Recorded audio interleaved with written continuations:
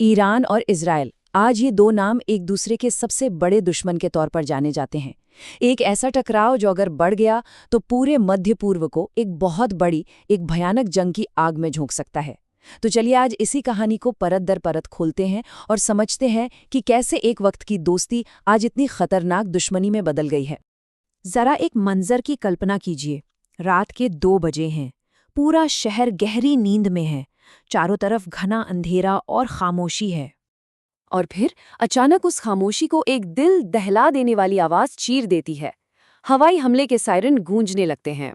लोग जान बचाने के लिए बंकरों की तरफ दौड़ रहे हैं, क्योंकि आसमान में एक नहीं, दो नहीं, बल्कि दर्जनों मिसाइलें आग के गोलों की तरह शहरों की तरफ बढ़ रही हैं।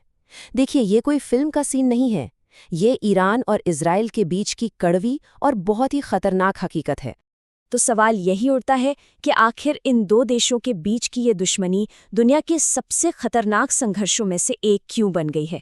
और अगर ये चिंगारी एक बड़ी आग में तब्दील हो गई तो इसका अंजाम क्या होगा? आपको सुनकर शायद बहुत हैरानी होगी, लेकिन इन दोनों देशों के रिश्ते हमेशा से ऐसे नहीं थे। जी हाँ, एक वक्त था जब ईरान और इजराइल के बीच गहरी दोस्ती और सहयोग का रिश्ता हुआ करता था। चलिए जरा उस दौर पर एक नज़र डालते हैं।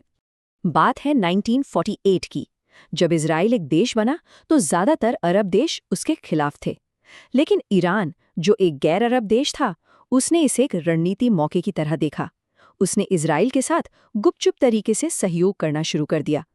1950 से लेकर 70 के दशक तक दोनों के बीच तेल का बहुत बड़ा व्यापार चलता था। यहाँ तक कि खुफिया जानकारियां भी एक दूसरे को दी जाती थी। लेकिन फिर आया साल 1979, एक ऐसा साल जिसने सब कुछ पलट कर रख दिया। 1979 में ईरान में हुई इस्लामिक क्रांति। ये एक ऐसी क्रांति थी जिसने न सिर्फ ईरान का मुस्तकबिल बदला, बल्कि पूरे मध्य पूर्व की राजनीति को एक नई और बहुत ही खतरनाक दिशा दे दी। यही वो मोड़ था जहां से दोस्ती का सफर दुश्मनी में बदल गया। इस क्रांति के बाद ईरान की सत्ता पूरी तरह से बदल गई। जो नई सरकार आई, उसने इजराइल के वजूद को ही मानने से इनकार कर दिया। उसे एक अवैध राज्य यानी इललेजिटिमेट स्टेट घोषित कर दिया। और बस इसी एक ऐलान के साथ उस रिश्ते का आधिकारिक तौर पर अंत हो गया जो कभी इतना मजबूत हुआ करता था। यहाँ से दोनों देशों ने बिल्कुल अलग रास्ते चुन लिए। एक तरफ ईरान ने खुलकर फिलिस्तीन का समर्थन करना शुरू किया और हमास और हिजबुल्ला जैसे समूहों को सैन्य और आर्थिक मदद देने लगा। वहीं दूसरी तरफ इजराइल ने ईरान के परमाणु कार्यक्रम को अपने अस्तित्व के लिए सबसे बड़ा खतरा मानना शुरू कर दिया। और यहीं से दोनों देशों के बीच एक ऐसे युद्ध की शुरुआत हुई जिसका कभी ऐलान नहीं किया गया। ये एक शैडो वॉर था, एक छाया युद्ध जो पर्दे के पीछे खामोशी से लेकिन बेहद खतरनाक तरीकों से लड़ा जा रहा था। अब ये युद्ध लड़ा कैसे गया? ये लड़ा गया टेक्नोलॉजी के मैदान पर, जहां एक दूसरे के पावर ग्रिड और सरकारी वेबसाइटों पर साइबर हमले हुए। ये लड़ा गया खुफिया ऑपरेशंस के जरिए, जिनमें ईरान के टॉप न्यूक्लियर साइंटिस्ट की रहस्यमय तरीके से हत्याएं हुईं। और तो और ये युद्ध खुले समुद्र में भी लड़ा गया, जहां एक दूसरे के तेल टैंकरों और मालवाहक जहाज़ों को निशाना बनाया गया। ये छाया युद्ध, ये शैडो वॉर दशकों तक चलता रहा। लेकिन 2023 में जब गाजा में जंग छिड़ी तो ये तनाव एक बिल्कुल नए और पहले से कहीं ज़्यादा खतरनाक लेवल पर पहुंच गया। इस युद्ध ने पर्दे के पीछे की इस लड़ाई को लगभग एक खुली जंग में तब्दील कर दिया। और अब ये लड़ाई सिर्फ ईरान और इजराइल तक ही सीमित नहीं रह गई है। इसमें दुनिया की बड़ी बड़ी ताकतें भी शामिल हो गई हैं, जिससे ये पूरा संघर्ष और भी ज्यादा पेचीदा हो गया है। तो चलिए देखते हैं कि इस खेल में कौन किसके साथ खड़ा है। इस संघर्ष में शक्ति का संतुलन बहुत नाजुक है। एक तरफ है इजराइल, जिसके पीछे अमेरिका एक चट्टान की तरह खड़ा है। उसे सैन्य, रक्षा और राजनीतिक हर तरह का समर्थन हासिल है। तो वहीं दूसरी तरफ है ईरान, जिसे रूस और चीन जैसी बड़ी ताकतों से रणनीतिक सहयोग मिलता है।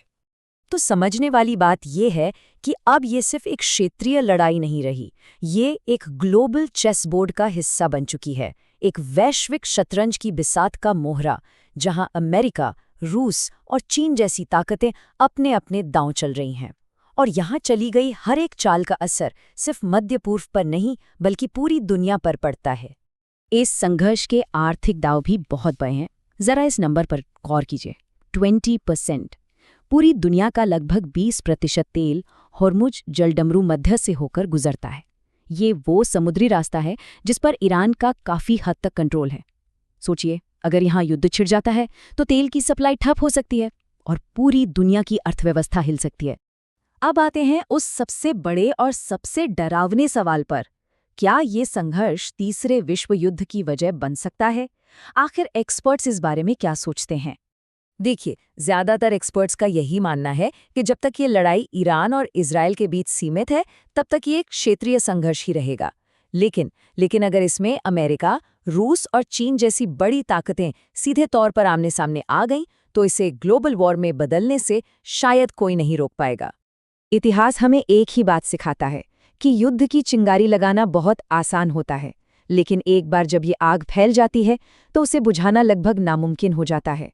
और आज मध्य पूर्व उसी चिंगारी के मुहाने पर खड़ा है जो कभी भी एक बड़ी ज्वाला बन सकती है। ये सिर्फ दो देशों की कहानी नहीं है, बल्कि ये राजनीति, धर्म और वैश्विक शक्ति की एक ऐसी उलझी हुई कहानी है जिसका अगला पन्ना अभी लिखा जाना बाकी है। सवाल यही है कि क्या डिप्लोमेसी, क्या कूटनीति इस तबाही को रोक पाएगी, या फिर दुनिया एक और बड़े युद्ध की तरफ बढ़ रही है? और सबसे बड़ा सवाल ये है कि क्या ये संघर्ष कभी खत्म भी होगा?